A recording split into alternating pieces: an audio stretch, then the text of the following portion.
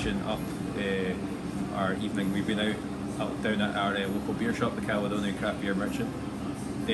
We're Inner Brewing, based in Inverkeithing. We're doing a tasting session. It was amazing. It was really good fun. It was good, beautifully presented. We had examples of malt, roasted barley, hops there. You could smell, get a feel for how the beer's made. They had a nice kind of display.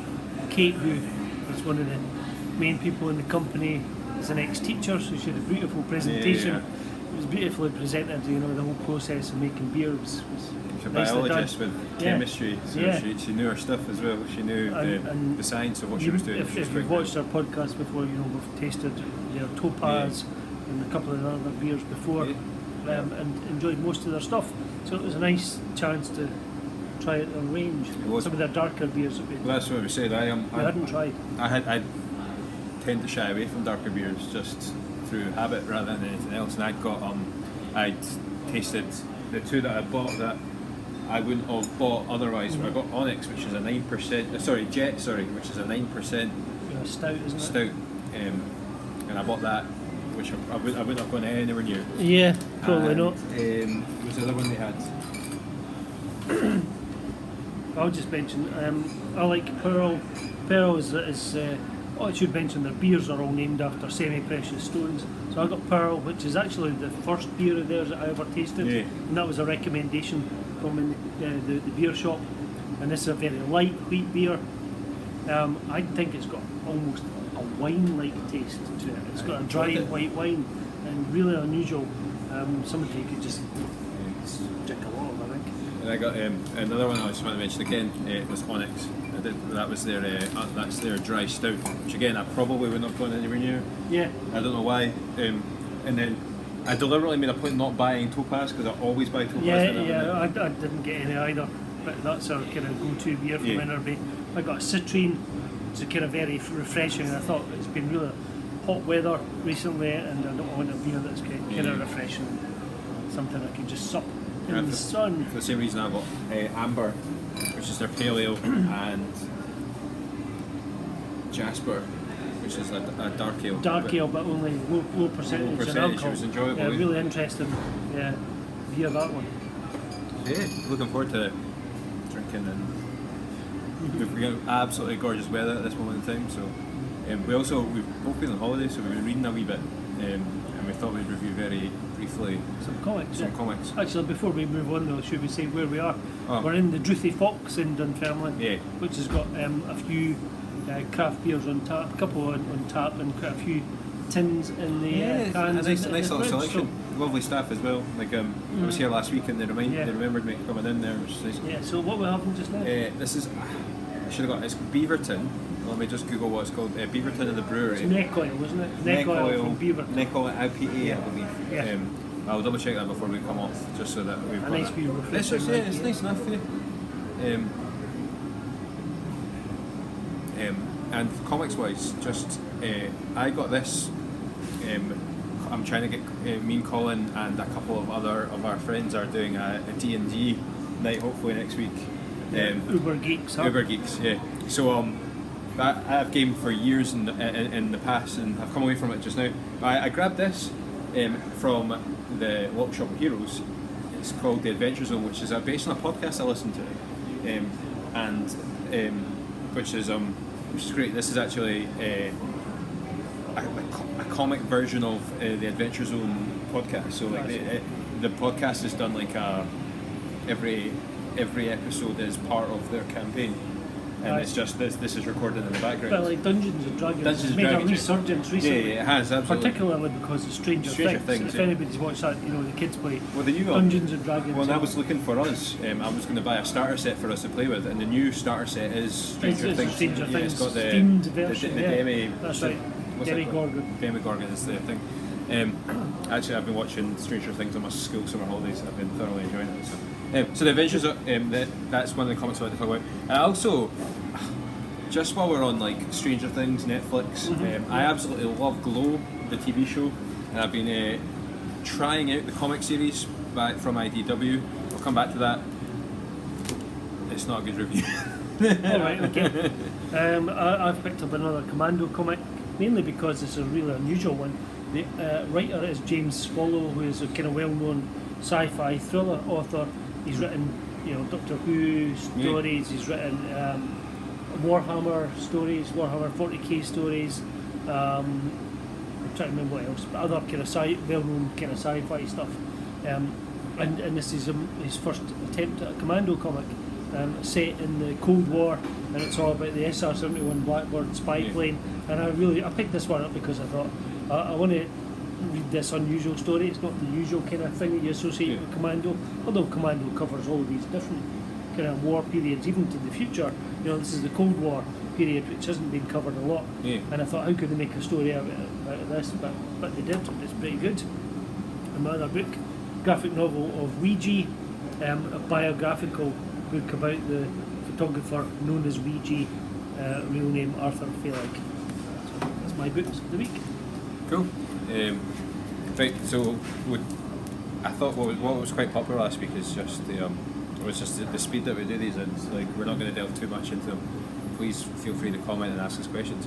So The Adventure Zone by Clint Griffin, Justin and Travis McElroy, with art from Carrie Peache. Apologies if I've not got my mind in. Apologies about the shaking of the camera. It's on a quite a wiggly table. But this is a number one New York Times bestseller. The Adventure Zone is a very successful podcast, a Dungeons and Dragons podcast, where basically the McElroy brothers and their dad sit around and play Dungeons and Dragons with the podcast recording. It is amazing, and I thoroughly recommend it. If you're a gamer like me who doesn't game as much as they used to, it's good fun just to listen to other people game. And the comic's great, and I've been thoroughly enjoying it. But I have listened to the podcast, and it is them trying to create a comic around podcasts that already exist. So if you wanted to, you could listen to the podcast and get the same story. But it is an experience. I didn't realise it at the time until I was reading it a while, and I'm annoyed at myself because I usually pick up on this stuff. The McElroy brothers have made their name through this podcast. A couple of them do like comedy writing, and have appeared on episodes of like Steven Universe and things like that. Yeah, I've seen their names in other comics as well. Well, we reviewed, and I didn't realise this at the time until I was about halfway through reading this, but I reviewed Marvel did a War of the Realms tie-in called Journeys into Mystery, about Miles Morales and all that getting together to form a team to protect a baby, and it was the McElroys that wrote that. And now that I've reflected on that very much the 5-issue arc of that series read very much like a Dungeons and Dragons quest. Each issue had like a standalone encounter. It was really, really good, very, very funny. I don't want to say too much about it, but you should check it out. Check the podcast out, because you can get it on wherever you get podcasts. Wherever you got this podcast, you can get this. It is great. It's hilarious, a bit sweary. We reviewed something recently where we had to talk about how the artwork sort of betrays the comedic nature of it. So it is a very funny podcast. It's a very funny comic. It's very sweary, but I would have picked it up a shelf. There's nothing on the book cover that suggests parental advising. Is it? In reflection, I would probably still give this to my oldest son because it's quite funny, and I think he would even appreciate it. I think he'd appreciate the swearing. Probably. But you should absolutely check it out. The Adventure Zone, drawn beautifully. Art's great. It's just quite funny. They have like, obviously, because it's based on a D&D campaign, there's like battle scenes, and they're talking to each other during the battle scene, like, you should do this, you should do that, and so you don't get that in many comics because comics are trying to be as real life as possible. So like fight scenes tend to be thick and fast. Whereas obviously these guys are fighting and arguing at the same time. Someone's just flushed the toilet. Background noise, I apologise. We're in a beer garden in the back of a pub. So check it out. Here There Be Gerblins. There's another one. This is part 1, I think, of 3 or 4 parts. This came out last year. Part 2, which his name escapes me at the moment, is out. Came out like last week, and part 3 comes out next year. So you should absolutely check it out. Okay, quick one. Edge of the Sky, Commando number 5245, just out this week. In fact, it'll be last week now, so there'll be probably new ones in the shop just at this stage. So what was interesting about this was the author is James Swallow, well-known thriller and sci-fi writer. So I thought I'd pick this one up and have a wee read, and it was set in the Cold War rather than kind of World War II, which most people associate Commando with. Commando with, but it covers all kind of time zones from medieval right through to future, actually. So it's an unusual one covering Cold War, but particularly about the spy plane, the supersonic spy plane, the SR-71, drawn by Paolo Ongaro. Neil Roberts doing the lovely cover here. So how could they make a story about this, a spy plane flying and not being kind of picked up or caught by the Russians? But they managed to do it quite successfully. They have the main character, Lieutenant Colonel Chuck White, has an illness which he's hiding from from his team. Okay. But his sort of navigator, weapons man, picks up on this, that there's something not right. And there's an old rivalry between him and a Russian as well, who's kind of the rival, who's got an experimental Russian plane to try and capture or to catch up with the SR-71. So, but it's not really an experimental version of a plane that did eventually come out. Yeah. So that's kind of the story there. Quite a good, interesting wee story. A little bit different. It's also the plane that was based, the jet in X-Men space. That's right, the X-Men's plane is kind of based on the SR-71. Yeah, But, sure. I always loved that. Was my in favourite in piece real of- life, it does not take off vertically. Yeah, which was obviously the gimmick with the X-Jet. So that's good. You pick up Commando anywhere, can't you? They sell it in W.H. Smith. W. Smith. Yeah. W.H. Smith is where you get it. You can get digital copies on Comixology. I have it. Yeah. And there's somewhere else does it digitally. You can subscribe for really cheap. Yeah. I mean, it's the most expensive way of buying it is from the shops at £2.25 each. Yes. But if you subscribe to it, you can get it for about half that. Yeah. Which This is it's incredible. weekly, isn't it? And there's 2 or 3. No, there's 8 every month. Eight So it's every 4 every fortnight. Yeah. Yeah. So you have to be kind of quick to pick them up because you've got a fortnight and then they're taken off the shelves. Yeah. And then that's it. The rest are pulped. Yeah. I've been reading Glow. I'm a big fan of Glow, the TV series, which is also on Netflix. It's on season 2. Season 3 starts in early August. I think it's like the second week in August. It's about women's wrestling in the 1980s, and it's fabulous. It's a great show. So I picked up Glow. I think I talked about it on a previous podcast ages ago. It's great as a TV show, and I picked up the comic because I wanted Santa to fill in the time between season 2 and 3. This doesn't do the job, and I thoroughly suspect that there is definitely better wrestling themed comics. We've reviewed them in the past. It just doesn't work, and I'm not even going to go into it too much because this was our summer special one shot, and actually the cover is the best bit about it. That's the best bit about this whole comic, is this cover. It's not drawn particularly well. Nothing seems to be, considering it's about wrestling, you would expect things to be moving quite quick. Everything looks A lot of talk. a lot of talk, Looks of it, which is fine. But also, even when things are happening, I'm not getting a full. I just don't feel the action, which is annoying me. Glow's quite a rude show. It deals with a lot of adult issues, a lot of like betrayal in friendships, and a lot of backstabbing, a lot of rivalry between friends and companies and stuff like that. None of that is conveyed in the comic, and it had me thinking this morning when I was thinking about this review. I don't actually understand who this is for. Yeah. So as a Glow fan, I'm like not enjoying it because none of the characters in it feel like the characters in the show. And it's such a character-driven show that I was like, no, even like the two characters on the front cover, Ruth in particular, I didn't feel her character in the. And there's another main character, Sam. So Ruth and Sam are your 2 main characters, and Ruth and Sam don't come across like Ruth and Sam in the comic, and that was annoying me a wee bit. So as a fan of Glow, it didn't grab me. As a fan of wrestling, it didn't grab me. And as I say, considering wrestling's such a bizarre kind of subculture, there's quite a lot of wrestling kind of theme. You could go out there and find I know the WWE put out a comic through Boom. There's lots of you found me a couple of wrestling themed comics from indie artists, you know, from indie writers.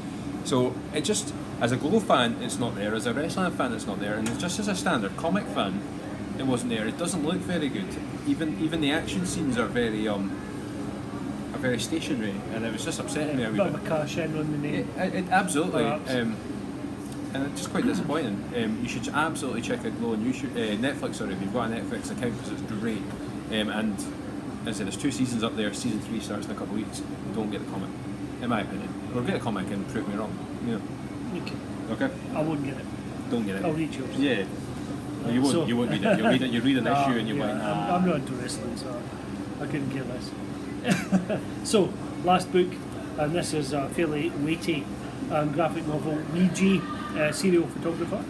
I used to work as a photographer, and in the office we used to have these pictures by this amazing New York photographer all around the office, black and white pictures from the 1940s, sort of crime pictures. And I was intrigued by these pictures so much so that I went to investigate who they were by this guy called Weegee, known as Weegee. His real name's Arthur Felig, and he got his name Weegee because from the Ouija board. Okay. Yeah, and people felt that he could, because he could get to crime scenes sometimes before the police did, and get the photographs, right? And people thought he had a Ouija board or something. And he used this term, this nickname. You know, he didn't like people even using his real name. Yeah. So he went by this name Weegee, and he called himself like Weegee the Famous, because he wanted to build this sort of personality. Yeah, a bit like Andy Warhol, the artist, you know, kind of did stuff to make himself create like an aura, create a character, Yeah. and that's what Weegee did. So I saw this in the comic book shop a couple of years ago, I think, and I got it for last Christmas. My wife went and bought me it. So it's a biography of Weegee, about him living in the lower south side of Lower East Side, New York, and his career. And how he had friends with the police. He had a police radio so he could listen into their calls. He would go around to the crime scenes. He would pose the bodies to try and tell a story better. Get great photographs, get paid for these photographs by the press and contaminate stuff. evidence. So he became really famous for making these amazing images. A lot of the images that he created were staged. Yeah. Even like his pictures of like the social living conditions in the Lower East Side in New York, a lot of them were staged, and you know that's kind of revealed in this book. There are other biographies of Weegee as well, but you know this is a graphic novel version of it. It's a story that kind of, because of what he's doing, it kind of suits itself to a graphic novel setting. It does, I think. You know, and there's quite a lot of revelations about his life. You know, the way he uses prostitutes, he uses people, you know, to kind of get what he wants and things. And he wants to be a Hollywood photographer, you know, and eventually does kind of make it to Hollywood, but it doesn't really work for him, you know, so he kind of goes back to what he did, what he's good for. you know, so it's quite an interesting story, but I think it's, whether he's really a lovable character or not, I don't know. I had this idea of him being quite a lovable, likeable character, but I thought, so after reading this, I kind of get the idea that he was more, you know, less so, you know, he's a bit of a user of people. Absolutely. But a good book all the same, really good read, really interesting kind of story, so I would recommend it. Awesome. Cool. I think that's us. That's it. Well, Go and drink beer and read in that comics. case, cheers. Cheers.